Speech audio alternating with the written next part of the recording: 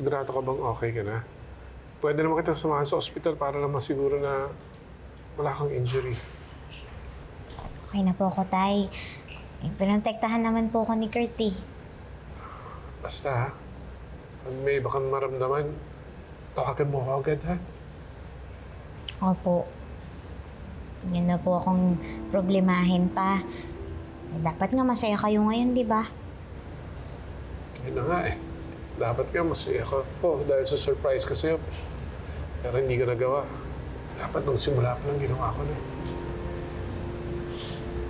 Ano po ba yung surprise na yun, Tay?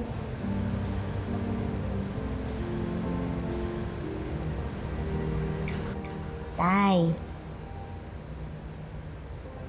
Gusto sanang pakilala kita sa lahat bilang anak ko. Proud ako sa'yo.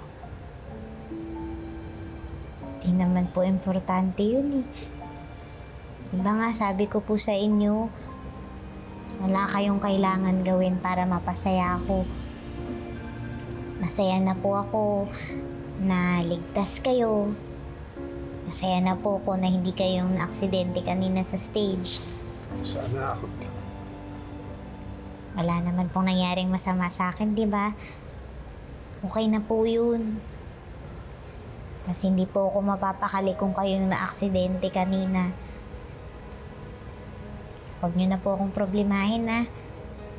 Tandaan niyo po, pag iningatan at inalagaan niyo yung sarili niyo, parang prinotektahan niyo na din po ako.